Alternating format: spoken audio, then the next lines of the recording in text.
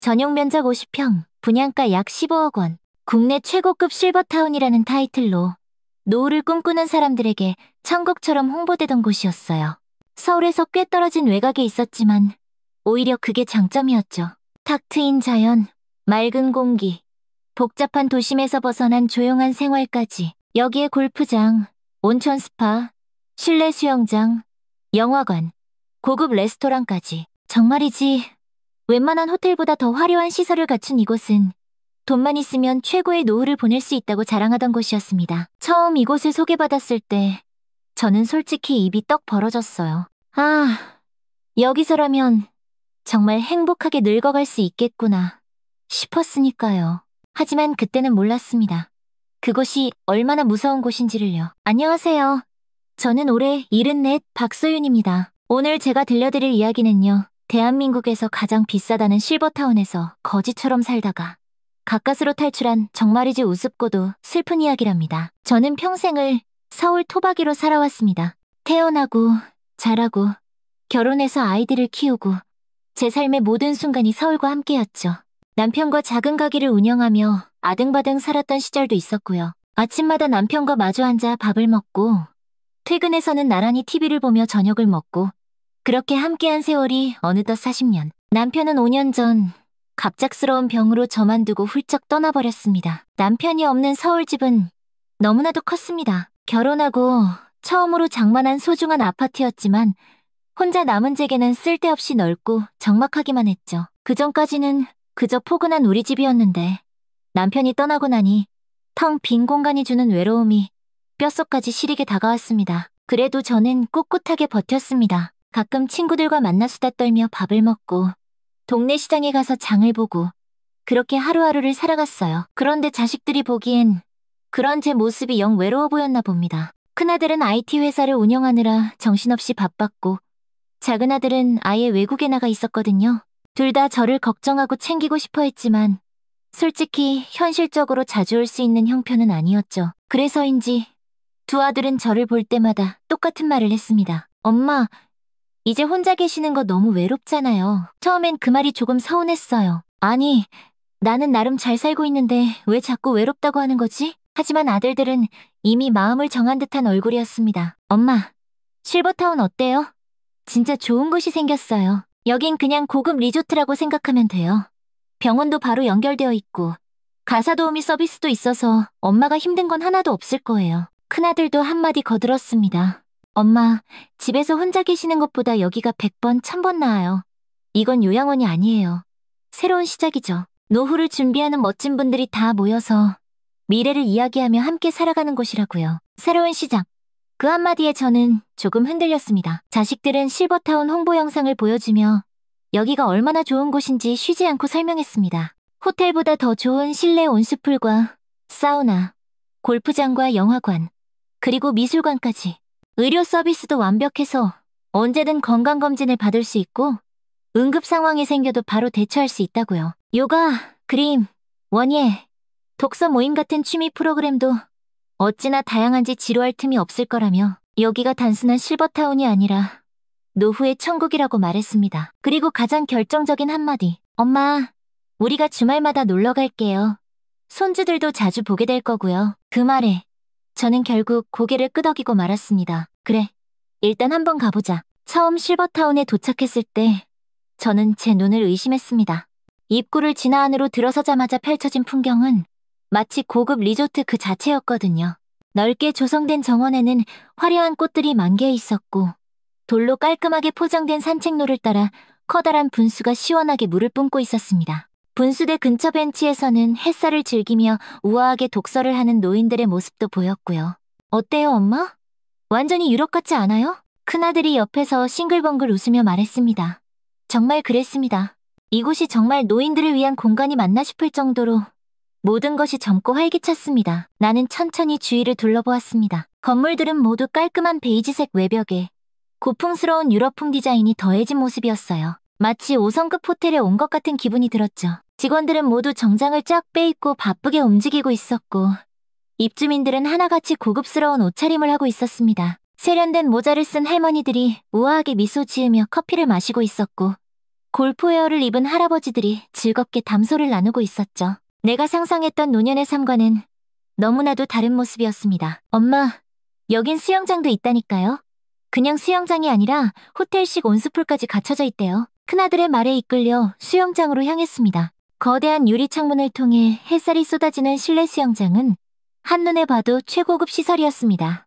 물은 따뜻하게 유지되고 있었고 한쪽에는 월풀 스파까지 마련되어 있었죠. 와, 여기서 아침마다 가볍게 수영을 하며 하루를 시작한다면 몸도 마음도 한결 건강해질 것 같았습니다. 우리는 이어서 레스토랑으로 향했습니다. 반짝반짝 빛나는 대리석 테이블 위에는 고급스러운 식기들이 정갈하게 놓여 있었고 창가 자리에서는 탁 트인 정원이 한눈에 내려다 보였습니다. 메뉴판을 넘겨보니 호텔 레스토랑에서도 쉽게 볼 수 없는 정찬 코스들이 가득했습니다. 엄마, 여기서 하루 세끼가 이렇게 제공된대요. 그날그날 메뉴도 달라지고 원하는 건 룸서비스로 시켜 먹을 수도 있대요. 레스토랑을 나와 안내 직원은 우리를 다양한 프로그램이 진행되는 커뮤니티 센터로 안내했습니다. 어머니, 여긴 단순한 노인 요양시설이 아니에요. 여기서 정말 바쁘게 사시게 될걸요? 직원이 미소를 지으며 설명을 덧붙였습니다. 이곳에서는 매일 다양한 취미 활동이 진행됩니다. 요가, 필라테스, 미술 수업, 원예 프로그램, 심지어 연극 동아리도 있어요. 직원의 말에 살짝 놀랐습니다. 요가라니, 필라테스라니. 우리는 먼저 요가 수업이 진행되는 공간으로 향했습니다. 커다란 창으로 햇살이 쏟아지는 넓은 스튜디오에는 이미 몇몇 입주민들이 요가 매트를 깔고 동작을 따라하고 있었습니다. 한눈에 봐도 몸이 유연한 분들이 있었고 어설프게 따라 하는 분들도 있었지만 모두가 편안한 얼굴을 하고 있었어요. 여기서 아침마다 요가 수업이 열려요. 전문 강사가 와서 직접 가르쳐주니까 초보자도 부담 없이 참여하실 수 있습니다. 저는 창밖을 바라보았습니다. 고요한 풍경 속에서 푸른 나무들을 배경으로 요가를 한다니 상상만 해도 마음이 평온해지는 기분이었습니다. 엄마, 원예 수업도 있다니까요? 예전부터 꽃 키우는 거 좋아하셨잖아요. 큰아들이 제 반응을 살피며 덧붙였습니다. 우리는 다음으로 원예 수업이 진행되는 온실로 향했습니다. 그 안에는 화사한 꽃과 싱그러운 초록 식물들이 가득했죠. 입주민 몇 분이 화분에 흙을 담으며 소곤소곤 이야기를 나누고 있었고 그 옆에서는 한 분이 정성스럽게 장미를 손질하고 있었습니다. 이곳에서는 직접 식물을 키우고 관리하는 프로그램이 운영됩니다. 가드닝이 정서적으로도 굉장히 좋은 영향을 준다고 하거든요. 직원의 설명에 천천히 고개를 끄덕였습니다. 요가도 하고 꽃도 가꾸고 이렇게 다양한 프로그램이 있다면 이곳에서의 삶도 나쁘지 않을지도 몰라. 하지만 여전히 마음 한구석에는 망설임이 남아있었습니다. 그걸 눈치챘는지 작은 아들이 조심스럽게 말했습니다. 엄마, 여긴 요양원이 아니라 진짜 살아가는 곳이야. 집에서 혼자 계시는 것보다 여기서 친구도 사귀고 하고 싶은 것도 하면서 보내는 게 더 좋지 않을까? 저는 어쩌면 이곳에서의 삶이 정말 새로운 시작이 될 수도 있겠다는 생각이 들었습니다. 정말 남은 인생을 이렇게 보낼 수 있다면 좋겠구나. 고요하고 평화로운 풍경, 세련된 입주민들, 최고급 시설과 완벽한 서비스. 이곳에서라면 행복한 노후를 보낼 수 있을 것만 같았습니다. 처음 며칠 동안은 모든 것이 순조로웠습니다. 새로 온 곳이라 낯설기는 했지만 시설도 훌륭했고 직원들도 친절했으니까요. 무엇보다 이제 외롭지 않을 거야 라는 기대가 컸습니다. 아침이면 정원을 산책하고 오후에는 요가 수업에 참석했죠. 요가 강사는 활기차게 우리를 반겼고 몇몇 입주민들도 처음 보는 저에게 미소를 건넸습니다. 하지만 인사는 거기까지였습니다. 수업이 끝나자 사람들은 삼삼오오 짝을 지어 이야기하며 떠나버렸고 저는 한참을 머뭇거리다가 조용히 방으로 돌아와야 했습니다. 식사 시간도 마찬가지였습니다. 다이닝홀에서 혼자 자리를 잡고 앉아있으면 옆 테이블에서는 웃음소리가 끊이지 않았습니다. 아이고 김 교수님, 지난번에 말씀하셨던 그림 전시회 결국 가보셨어요? 당연하죠. 아주 재미있었어요. 처음에는 내가 새로 왔으니 아직 어색해서 그럴 거야 라고 스스로를 위로했습니다. 하지만 며칠이 지나도 상황은 달라지지 않았습니다. 요가 수업을 가도, 식당에 가도, 휴게실에 가도 사람들은 이미 자기들만의 그룹을 이루고 있었습니다. 저는 어디에도 속하지 못한 채 늘 혼자였습니다. 여긴 원래 알던 사람들끼리만 다녀요. 복도에서 마주친 직원끼리 무심코 던진 한마디가 제 가슴을 콕 찔렀습니다. 그제야 깨달았습니다. 이곳의 사람들은 대부분 서울에서부터 오래 알고 지내던 사이였습니다. 자녀들끼리 인연이 있거나 사업적으로 얽혀 있거나 같은 골프 모임에서 친해진 사람들이었죠. 그들에게 저는 그저 스쳐 지나가는 낯선 사람일 뿐이었습니다. 시간이 지나면 나아지겠지.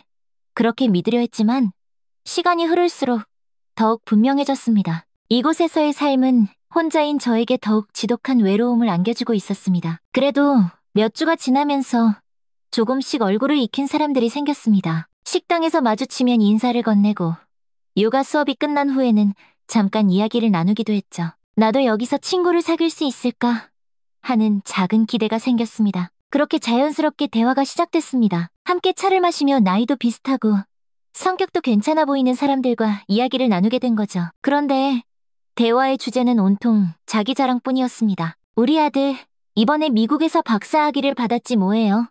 곧 교수가 될 것 같아요. 호호호. 아이고, 대단하시네요. 우리 손주는 하버드 다녀요.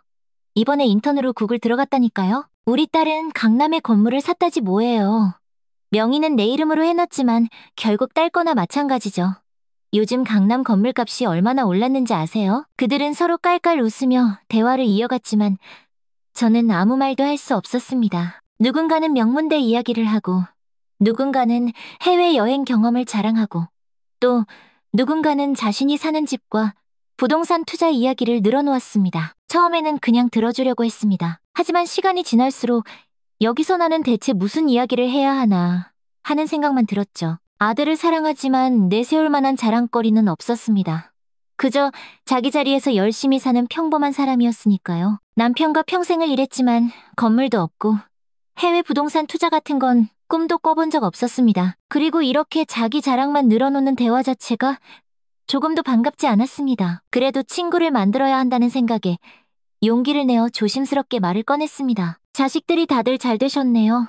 저는 그냥 애들이 자기 자리에서 열심히 살아주는 것만으로도 다행이라고 생각해요. 그 말이 끝나자 순간 어색한 침묵이 흘렀습니다. 누군가는 억지로 미소를 지었고 누군가는 차를 한 모금 마시며 딴청을 부렸습니다. 그리고 이내 대화는 다시 원래의 흐름을 찾았습니다. 아, 그러고 보니 요즘 제주도 땅값이 또 오른다던데. 맞아요. 우리 아들이 제주도 리조트 하나 투자하라고 하던데 지금 고민 중이에요. 저는 가만히 듣고만 있었습니다. 오늘만 이런 얘기를 하는 거겠지라고 생각했습니다. 하지만 그 다음 날도 마찬가지였습니다. 요가 수업이 끝난 뒤 함께 차를 마시던 자리에서 한 사람이 또 자연스럽게 말문을 열었습니다. 우리 아들 이번에 미국에서 박사학위를 받았지 뭐예요. 교수 될 가능성이 높다네요. 어머, 대단하시네요. 우리 손주는 하버드 다닌다니까요. 이번에 인턴으로 구글 들어갔잖아요. 그렇게 듣고 싶지 않은 자랑들을 듣고 앉아 있은 지 몇 주. 저는 여전히 그 자리를 지키고 있었고 대화의 흐름은 조금도 달라지지 않았습니다. 문득 서울에서 친구들과 만나면 나누던 대화가 떠올랐습니다. 요즘 어디가 쑤시고 아픈지, 병원은 어디가 용한지, 시장에 갔더니 어떤 반찬이 맛있고 싸던지, 어제 본 드라마는 어땠는지 그런 소소하고 평범한 이야기들이었죠. 그때는 몰랐습니다.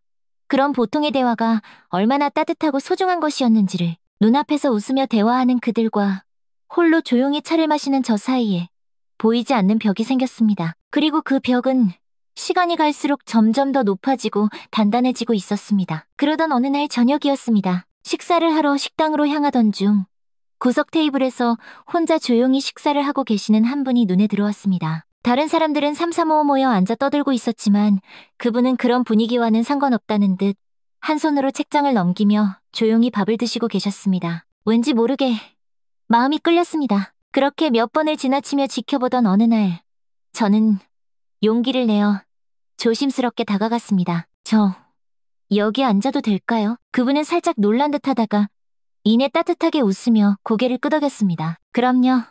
혼자 먹는 게 심심했었는데 잘 됐네요. 그날 처음으로 저는 편안한 대화를 나눌 수 있었습니다. 자식 자랑, 재산 자랑, 손주 자랑이 아닌 서로의 삶에 대한 이야기였습니다. 나는 은주라고 해요.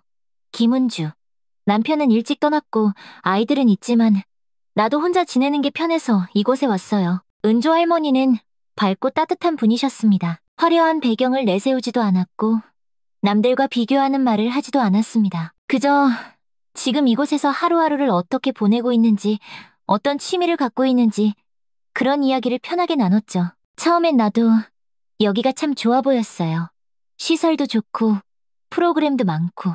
그런데 사람 사는 곳은 다 똑같더라고요. 처음에는 다들 친절한 척하지만 결국 자기들끼리 무리가 생기고 외로운 사람들은 더 외로워지죠. 그 말이 제 가슴 깊이 와닿았습니다. 마치 그동안 제 마음속에 있던 답답함을 누군가가 대신 속 시원하게 말해주는 것 같았어요. 그날 이후 저는 은주 할머니와 자주 함께 시간을 보냈습니다. 비가 오는 날이면 카페에 나란히 앉아 빗소리를 들으며 수다를 떨었고, 날이 좋을 땐 정원에 나가 예쁜 꽃을 구경했습니다. 그렇게 서로에게 익숙해져 가던 어느 날 은주 할머니가 조심스럽게 말을 꺼냈습니다. 서윤 씨, 혹시 여기에 온 걸 후회한 적 있어요? 그 말에 저는 잠시 말을 잇지 못했습니다.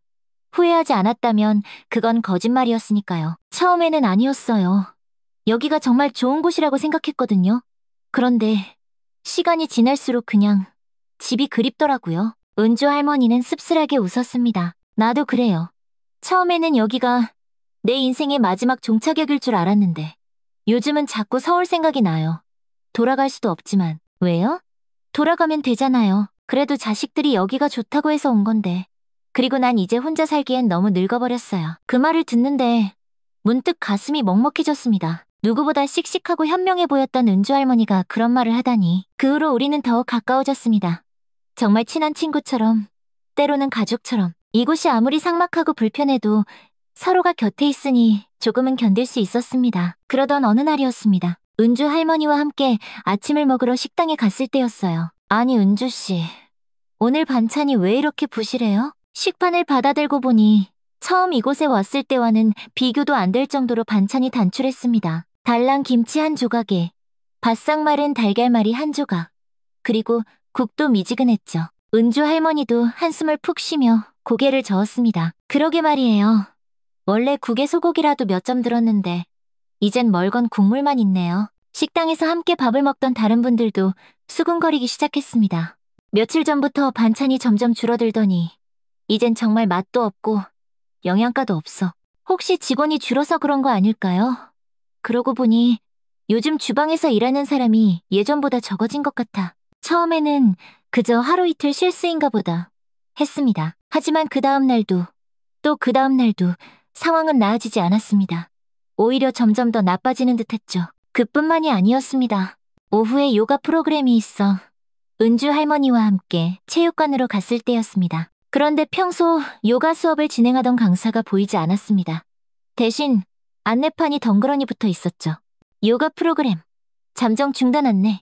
이게 무슨 소리래요? 은주 할머니가 퉁명스럽게 말하며 종이를 쳐다보았습니다. 다른 주민들도 웅성거리며 몰려들었죠. 체육관 직원에게 이유를 물었더니 그는 당황한 얼굴로 얼버무렸습니다.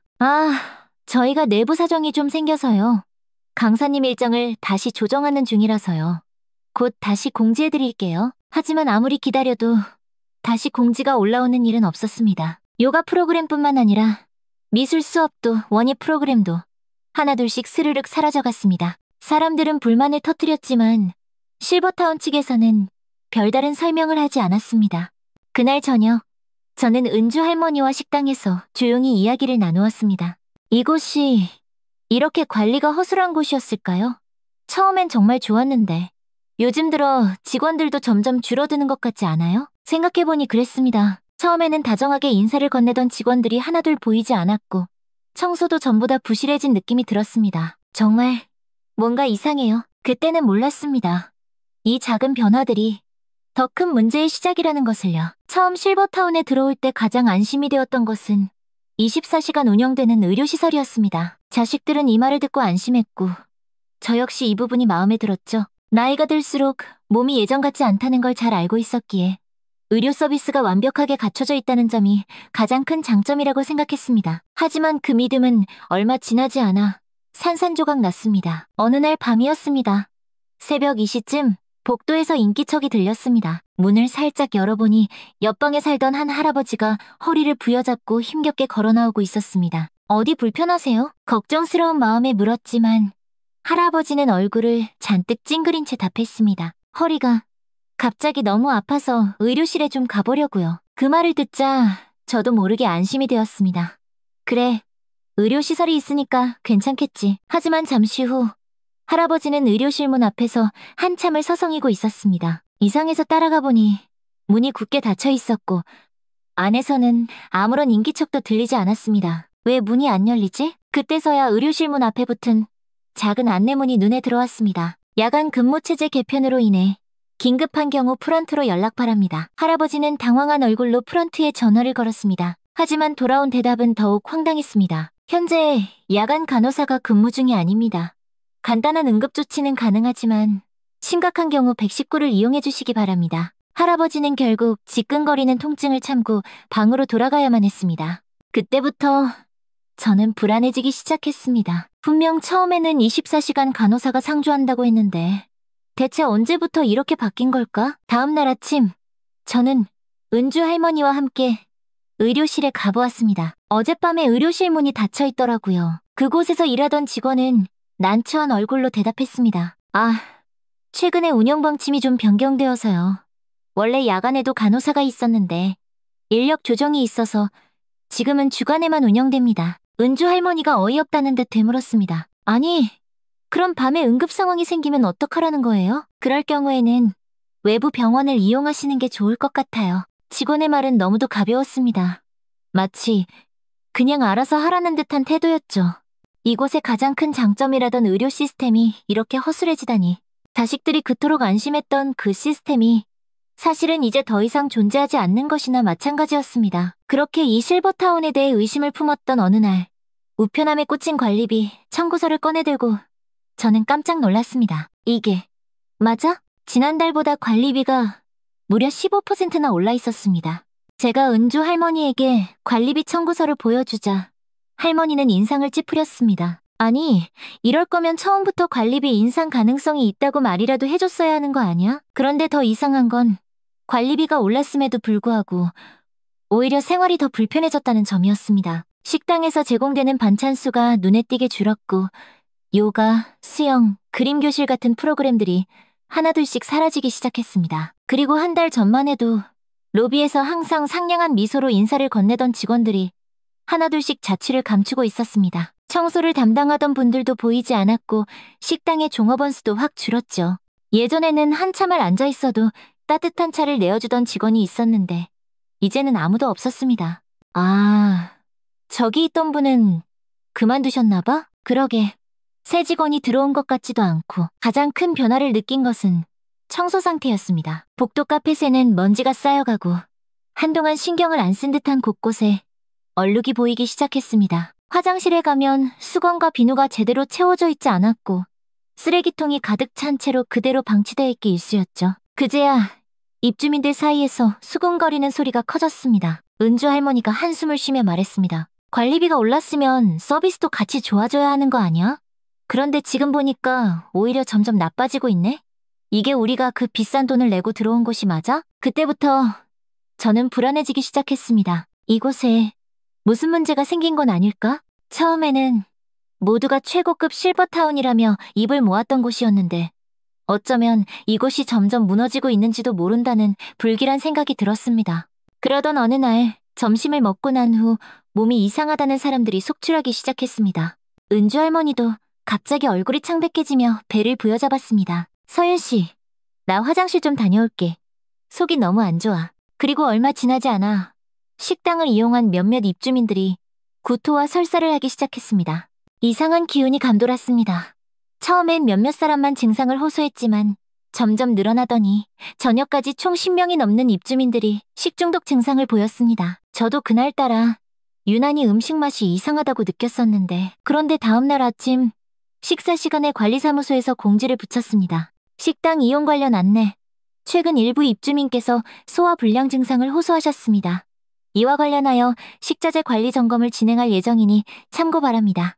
아무래도 찜찜해서 저는 은주 할머니와 함께 관리사무소로 향했습니다. 관리사무소에 도착하자 이미 몇몇 입주민들이 담당자와 실랑이를 벌이고 있었습니다. 이게 말이 됩니까? 우리가 매달 그렇게 비싼 관리비를 내는데 식당에서 식중독이 난다는 게 대체 식자재를 어떻게 관리하는 겁니까? 입주민들의 항의가 거세졌고 저 역시도 걱정되는 마음에 조용히 담당자의 대답을 기다렸습니다. 그런데 담당자는 당황한 기색을 감추지 못한 채 조심스럽게 입을 열었습니다. 우선 죄송합니다. 현재 식당 운영과 관련하여 일부 예산 조정이 필요해서. 예산 조정이요? 그게 무슨 소리예요? 최근 운영 상황이 어려워지면서 기존보다 식자재 구입 비용을 줄일 수밖에 없는 상황입니다. 순간 머릿속이 하얘졌습니다. 예산이 부족해서 우리가 상한 음식을 먹고 있는 거라고? 은주 할머니가 참다 못해 나섰습니다. 그러니까 우리가 낸 관리비로 제대로 된 식재료도 못 산다는 거예요? 그럼 우리가 내는 그 비싼 돈은 다 어디로 간 거죠? 담당자는 더 이상 대답하지 않았습니다. 그저 난처한 얼굴로 고개를 숙일 뿐이었습니다. 그날 이후 식당에서 제공되는 음식에 대한 불안감은 걷잡을 수 없이 커졌습니다. 저와 은주 할머니는 더 이상 식당을 믿을 수 없었습니다. 실버타운에서 가장 기본적인 식사조차 안전하지 않다면 여기에 머무를 이유가 있을까요? 이곳은 처음 우리가 기대했던 그 화려하고 안전한 고급 실버타운이 아니었습니다. 식중독 사건 이후 입주민들의 불안과 불만은 하늘을 찌를 듯 커져만 갔습니다. 이제 정말 큰일이야. 이러다 병이라도 나면 어떡해? 그러게 말이야. 요가 프로그램도 사라지고 직원들도 계속 줄어들고 뭔가 단단히 잘못됐어. 저와 은주 할머니를 포함해 몇몇 입주민들은 이곳이 더는 안전하지 않다는 사실을 깨닫기 시작했습니다. 하지만 여전히 현실을 부정하는 사람들도 있었습니다. 관리비는 계속 오르고 시설은 점점 더 부실해졌지만 어떤 사람들은 여전히 이곳을 떠날 생각이 없어 보였습니다. 아니, 서울로 돌아간다고 뭐가 달라지겠어. 거긴 더 힘들 텐데 여기 생활이 불편하다고 해도 그래도 집구석에 처박혀 있는 것보다야 낫지 않나? 그들은 떠난다는 선택지가 아예 없는 듯한 태도를 보였습니다. 서울 돌아가면 병원도 혼자 가야 하고 밥도 혼자 챙겨 먹어야 하고 여긴 그래도 직원이 있고 사람이라도 있잖아. 사실 일부 입주민들에게는 현실적인 문제도 있었습니다. 우리는 여기에 전 재산을 쏟아부었어. 이 집 팔고 나가려 해도 이 꼴인데 누가 사려고 하겠어? 지금 다시 서울로 돌아가서 어디서 살아?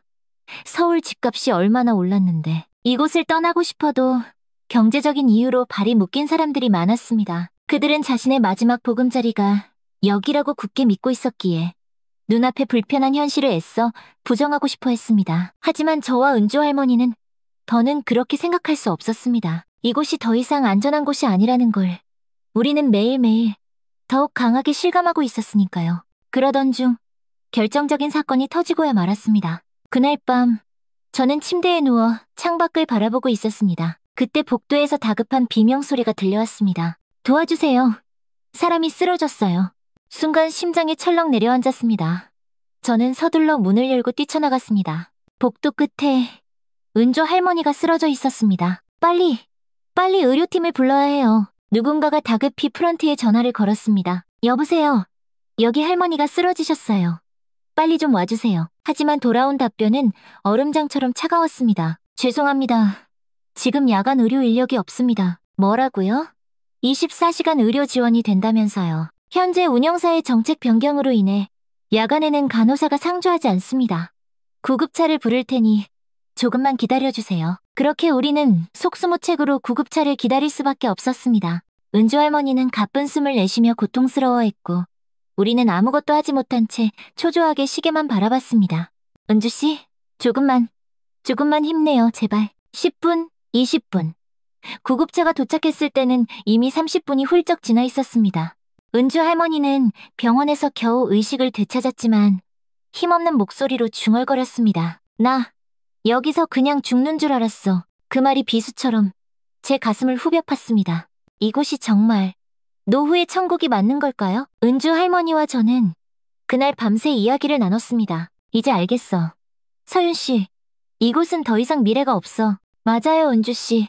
이곳은 더 이상 안전한 곳이 아니에요. 하지만 실버타운을 우리 마음대로 나갈 수는 없었습니다. 해지하시려면 위약금을 내셔야 합니다.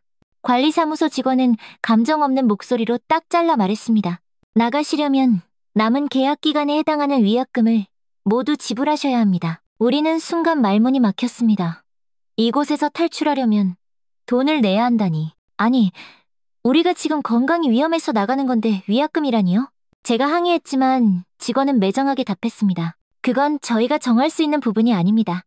계약서에 명시된 내용입니다. 우리는 사무실에서 나와 서로를 말없이 바라봤습니다. 은주 할머니는 씁쓸하게 웃으며 말했습니다. 돈이 있어야 나갈 수도 있구나. 노후도 결국 돈이네. 돈이야.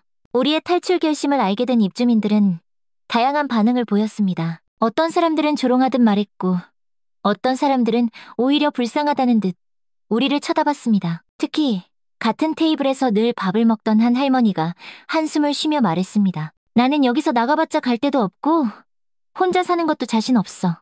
그냥 여기 있을래. 저는 아무 대꾸도 하지 않았습니다. 그들도 알고 있었을 겁니다. 이곳이 점점 무너지고 있다는 사실을요. 하지만 그 현실을 인정하는 순간 자신들이 선택한 삶이 실패했다는 걸 받아들여야 한다는 두려움 때문일지도 모릅니다. 은주 씨, 우리 정말 나갈 수 있을까요? 그때 은주 할머니가 조용히 고민하더니 뭔가가 떠오른 듯 입을 열었습니다. 서윤 씨, 혹시 이건 어떨까? 저는 은주 할머니의 이야기를 듣고 고개를 끄덕였습니다. 그래요, 우리 한번 해봐요. 은주 할머니와 저는 조용히 사람들을 만나기 시작했습니다. 혹시 여기서 나가실 수만 있다면 나가시겠어요? 하지만 이렇게 상황이 안 좋은데도 많은 분들은 믿지 못할 반응을 보였습니다. 위약금도 엄청나다면서요. 그걸 다 내고 나가면 남는 게 없는데 어떤 사람들은 오히려 우리가 겁을 준다며 불편한 기색을 내비치기도 했습니다. 하지만 몇몇 분들은 조용히 우리의 말을 들어주었습니다. 사실 저도 요즘 너무 불안했어요.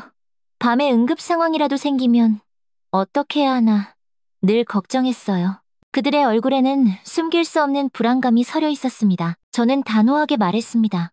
혼자서는 어렵겠지만 우리가 함께하면 가능할 수도 있어요. 그때 조용히 듣고 있던 한 입주민이 입을 열었습니다. 그런데 도대체 어떻게 말입니까? 저는 사람들을 둘러보며 조심스럽게 말을 꺼냈습니다. 혹시 기자 아는 분 계세요? 순간 모두가 잠잠해졌습니다.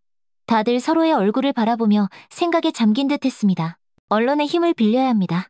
이곳이 얼마나 엉망인지 세상에 알려야 해요. 누군가는 한숨을 쉬었고 누군가는 머뭇거렸습니다. 기자에게 연락하는 것이 얼마나 어려운 일인지 알기에 다들 고민하는 듯 했습니다. 그때였습니다. 한쪽에서 조용히 듣고 있던 한 할머니가 망설이는 듯한 표정으로 조심스럽게 손을 들었습니다. 제 친구 아들이 방송사 기자인데 모두의 시선이 일순간 그 할머니에게로 집중되었습니다. 할머니는 손을 꼼지락거리며 덧붙였습니다. 다만 이런 시시콜콜한 걸 다뤄줄지는 모르겠어요. 요즘 뉴스에 나오는 건 다 큰 사건들이잖아요. 우리 같은 노인네들 일은 관심도 없을 수도 있고. 아니에요. 은주 할머니가 단호하게 말했습니다. 우리가 겪고 있는 일이 작은 문제가 아니에요. 우리가 여기서 이렇게 방치된 채 살아가야 한다는 걸 세상에 알린다면 그 기자도 절대 무시하지 못할 거예요. 저는 고개를 끄덕이며 다짐하듯 말했습니다. 할머니, 혹시 그 기자분과 직접 연락이 닿을 수 있을까요? 할머니는 잠시 고민하더니 조심스럽게 고개를 끄덕였습니다. 그날 밤 우리는 그 기자에게 연락을 시도했습니다. 간절한 마음으로 전화를 걸었습니다. 몇 번의 신호음이 울린 뒤 차분한 남성의 목소리가 들려왔습니다. 네, JT뉴스 김민준 기자입니다. 그 짧은 한마디에 심장이 두근거렸습니다. 저는 목을 가다듬고 침착하게 말했습니다. 안녕하세요. 저는 더 캐슬 실버타운에 거주하는 입주민입니다. 순자 할머니 소개로 전화번호를 받고 연락드렸어요. 아, 순자 할머니요? 안녕하세요. 그런데 무슨 일이시죠? 저희가 여기서 겪고 있는 문제가 있어서 연락드렸습니다. 실버타운에서요? 어떤 문제시죠? 기자의 목소리는 신중하면서도 조심스러웠습니다. 그럴만도 했죠. 실버타운에 대한 뉴스는 보통 고급 노후 생활이나 노인 맞춤형 복지 같은 긍정적인 이미지로만 다뤄졌으니까요. 저는 천천히 그리고 있는 그대로의 현실을 말했습니다. 이곳은 한때 최고급 실버타운이라 불렸지만 지금은 심각한 운영난에 빠져 있습니다. 관리비는 계속 오르는데 서비스는 점점 부실해지고 직원들도 떠나면서 기본적인 의료 지원조차 받기 어려운 상황이에요. 얼마 전에는 한밤중에 80대 할머니가 쓰러졌는데 구급차가 오는 데만 30분이 넘게 걸렸어요. 의료진도 제대로 없고 식당에선 상한 음식을 줘서 집단 식중독까지 발생했습니다. 짧은 정적이 흘렀습니다. 기자는 무언가를 빠르게 받아 적고 있는 듯 했습니다. 식중독이 발생했다고요? 그제야 기자의 목소리 톤이 달라졌습니다. 네. 그리고 지금도 상황은 계속 악화되고 있어요. 저희는 이곳을 떠나고 싶지만 위약금이 너무 커서 꼼짝도 못하고 있습니다. 이런 문제를 외부에 알리지 않으면 여기 있는 노인들은 계속 이렇게 방치될 겁니다. 그 말에 기자는 깊은 한숨을 쉬었습니다. 솔직히 말씀드리면 실버타운 문제는 뉴스로 다루기가 쉽지 않습니다. 하지만 식중독, 의료 지원 부실, 관리비 인상까지 겹쳤다면 이야기가 다르겠네요. 저는 간절한 마음을 담아 덧붙였습니다. 기자님, 여기 있는 사람들은 더 이상 기다릴 시간이 없습니다. 이곳의 실태를 직접 와서 보시면 아실 겁니다. 제발 도와주세요. 기자는 잠시 침묵하더니 결국 결정을 내린 듯한 목소리로 말했습니다. 알겠습니다. 제가 직접 취재하겠습니다. 다만 제가 들어가면 들킬 위험이 있으니 몰래 촬영할 수 있는 방법을 찾아보죠. 그렇게 며칠 뒤 김민준 기자는 실버타운 내부로 몰래 들어왔습니다. 김 기자는 작은 캠코더와 스마트폰을 이용해 실버타운 곳곳의 민낯을 촬영했습니다. 먼지가 뽀얗게 쌓인 복도, 물때 낀 욕실, 텅 빈 프로그램실, 부실한 식단, 모든 모습이 카메라에 담겼습니다. 그리고 저는 마지막으로 기자의 인터뷰 요청을 받았습니다. 카메라 앞에 서자 심장이 떨렸지만 저는 단호한 목소리로 말했습니다. 저희가 처음 들어왔을 때와 지금은 완전히 다릅니다. 이곳은 노인들에게 더 이상 안전한 곳이 아니에요. 우리는 돈을 내고 지옥에 갇힌 겁니다. 그날의 촬영이 끝난 후 기자는 약속했습니다. 이걸 반드시 뉴스에 내보내겠습니다. 그리고 사람들에게 알리겠습니다. 여기서 어떤 끔찍한 일이 벌어지고 있는지. 우리는 서로를 바라보며 아주 작은 희망의 불씨를 되찾기 시작했습니다. 며칠 후 드디어 그날이 왔습니다. 기자가 약속했던 뉴스가 나오는 날이었습니다. 고급 실버타운의 충격적인 실상. 뉴스의 제목이 화면에 크게 떴습니다. 수십억을 주고 들어간 실버타운. 그곳은 정말 노후의 천국이었을까? 기자의 목소리는 차분하면서도 단호했고 화면에는 실버타운의 내부 모습이 하나씩 등장하기 시작했습니다. 먼지가 쌓인 로비, 황량한 수영장, 엉망인 식당, 노인들이 방치된 의료시설, 그리고 화면이 바뀌며 제가 인터뷰했던 장면이 나왔습니다. 제 목소리가 TV를 통해 전국에 퍼져나가는 순간 은주 할머니가 제 손을 꼭 잡았습니다. 뉴스가 끝나자 실버타운 내부는 벌집을 쑤신 듯 술렁이기 시작했습니다. 그리고 몇 시간 후 실버타운 운영사에서 긴급 입장을 발표했습니다. 해당 보도는 사실과 다릅니다. 우리는 최선을 다하고 있으며 운영에 문제가 없도록 즉시 조치할 예정입니다. 그러나 이미 엎질러진 물이었습니다. 입주민들의 가족들이 빗발치듯 몰려오기 시작했습니다. 기자들이 연달아 방문했고 실버타운을 철저히 조사해야 한다는 여론이 들끓기 시작했죠. 며칠 후 관리사무소에서 연락이 왔습니다. 저와 은주 할머니를 직접 만나고 싶다는 것이었습니다. 우리는 조용히 서로를 바라보았습니다. 올 것이 왔구나. 예상했던 일이었습니다. 사무소에 들어서자 평소에는 코빼기도 본 적 없는 운영 책임자가 앉아 있었습니다. 그는 딱딱한 표정으로 우리를 바라보며 손짓했습니다. 박서윤 어르신, 김은주 어르신, 앉으시죠. 저는 조용히 자리에 앉았습니다. 은주 할머니도 제 옆에 앉으며 살짝 한숨을 내쉬었죠. 책상 위에는 몇 장의 서류가 놓여 있었습니다. 운영 책임자는 서류를 손끝으로 가볍게 톡톡 두드리며 말을 꺼냈습니다. 솔직히 말씀드리겠습니다. 지금 두 분이 하시는 일로 인해 저희 실버타운의 이미지가 심각하게 훼손되고 있습니다. 그의 목소리는 최대한 부드러웠지만 그 속내는 뻔히 보였습니다. 저는 조용히 그의 다음 말을 기다렸습니다. 이 일을 조용히 덮어주시면 저희도 최대한 두 분께 협조하겠습니다. 그는 책상 위에 놓인 서류를 우리 앞으로 쓱 밀었습니다. 위약금 면제 합의서. 이 사태를 더 이상 키우지 않고 조용히 떠나신다면 위약금을 전액 면제해드리겠습니다. 원하시는 조건대로 퇴거를 도와드릴 수 있습니다. 우리가 떠나면 다른 사람들은요? 제가 조용히 물었습니다. 운영 책임자는 눈썹을 살짝 찌푸렸습니다. 다른 입주민들은 본인들의 선택을 하시겠죠. 중요한 건 두 분께서 편안히 떠나시는 것입니다. 저는 한숨을 내쉬며 고개를 저었습니다. 우리는 이곳을 그저 떠나기 위해서만 싸운 것이 아닙니다. 책임자의 얼굴이 싸늘하게 굳어졌습니다. 처음에는 저희도 조용히 지켜보려고 했습니다. 하지만 서비스는 점점 나빠졌고 입주민들은 방치되었습니다. 의료 지원도 식사도 생활도 모두 엉망이 되었어요. 우리가 여기 처음 들어왔을 때와는 완전히 다른 곳이 되었습니다. 이 문제를 덮는다고 해서 없던 일이 되는 건 아닙니다. 은주 할머니도 조용히 말을 이었습니다. 우리가 떠나면 여기 남아있는 사람들은 어떡합니까? 우리가 조용히 나간다고 해서 이 문제가 해결되는 게 아니잖아요. 운영 책임자는 한숨을 푹 내쉬며 의자의 등을 기댔습니다. 좋습니다. 두 분이 끝까지 가시겠다는 말씀이군요. 그는 차갑게 웃으며 서류를 거두어 갔습니다. 그럼 법대로 하시죠. 하지만 감당하실 수 있겠습니까?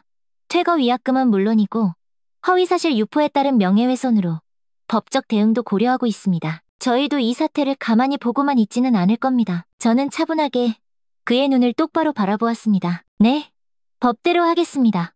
하지만 한 가지만 확실히 말씀드리죠. 우리가 말한 것은 단 한마디도 거짓이 아닙니다. 은주 할머니도 단호하게 덧붙였습니다. 이제 곧 누가 진실을 말하고 있었는지 세상이 알게 될 겁니다. 우리는 자리에서 일어났습니다.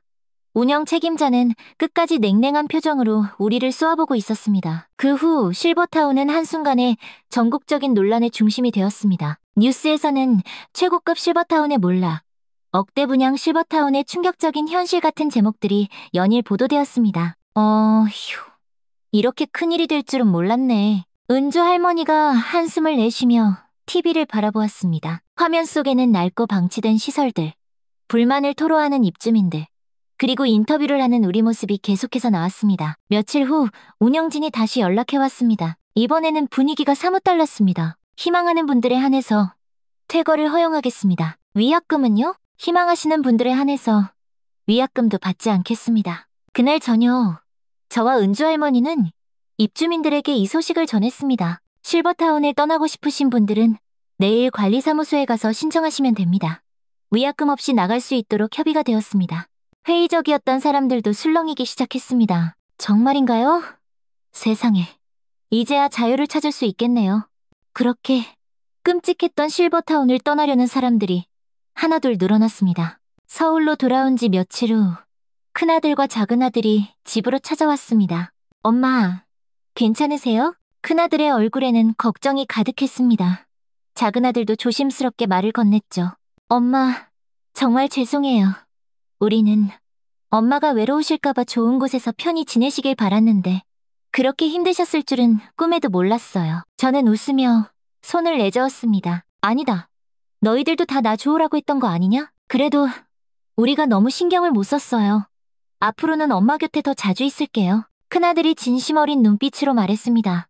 작은아들도 고개를 끄덕였죠. 이제라도 엄마가 집에 돌아오셔서 정말 다행이에요. 엄마, 필요하신 거 있으면 언제든 말씀하세요. 그 말에 저는 천천히 고개를 저었습니다. 얘들아, 난 괜찮다. 내가 혼자서도 잘 살아갈 수 있어. 아무렴, 그 실버타운보다야 낫지 않겠니? 그 말에 모두가 조용해졌습니다. 그리고 이내 씁쓸한 웃음이 터졌습니다. 엄마가 그렇게 말씀하시니 이제야 조금 안심이 되네요. 엄마, 정말 힘드시면 언제든 말씀하셔야 해요. 우리는 항상 엄마 편이에요. 그래, 나도 너희들 덕분에 참 많은 걸 깨달았다. 그러니까 너희도 걱정 말고 너희 삶 열심히 살아라. 자식들은 여전히 미안한 마음이 가득했지만 저는 오히려 마음이 편안해졌습니다. 이제는 누구의 보호 아래 있는 것이 아니라 내 삶을 내 손으로 다시 만들어가야 할 때였습니다. 그날 저녁 은주 할머니를 만나러 갔습니다. 할머니는 작은 원룸을 구해 지내고 있었습니다. 실버타운에서 나올 때 서둘러 나오느라 변변한 집도 마련하지 못한 채였죠. 은주씨, 괜찮으세요? 괜찮긴 뭐가 괜찮아. 원룸이야. 원룸. 은주 할머니는 투덜거리면서도 싱긋 웃었습니다. 우리는 오랜만에 차를 마시며 이런저런 이야기를 나눴습니다. 그곳에서 살면서 그게 행복인 줄 알았는데 결국 사람이 행복하려면 돈이 아니라 사람이 필요한 거였어. 그러게 말이에요. 우리도 거기서 서로 만나지 않았으면 그렇게 힘든 시간을 견디기 어려웠을 거예요. 은주 할머니가 갑자기 제 손을 꼭 잡았습니다. 근데 있잖아, 서윤 씨. 가끔은 좀 외롭다. 그곳에서는 비록 힘들었어도 매일 볼 사람이라도 있었는데 여기는 너무 조용해. 저는 잠시 고민하다가 조심스럽게 말했습니다. 할머니, 저랑 같이 사시겠어요? 은주 할머니가 깜짝 놀라 저를 바라보았습니다. 뭐? 저도 혼자 사는 게 익숙하지만 그래도 할머니랑 같이 있으면 더 재미있을 것 같아요. 실버타운에서도 그랬잖아요. 우리 둘이 서로 의지하면서 버텼잖아요. 은주 할머니의 눈이 살짝 흔들렸습니다. 나랑 같이 살면 불편해지는 거 아니야? 아유, 아무렴 그 실버타운보다는 낫겠죠? 그 말에 은주 할머니는 한참을 깔깔 웃더니 결국 제 손을 마주 잡았습니다. 그래, 서윤 씨.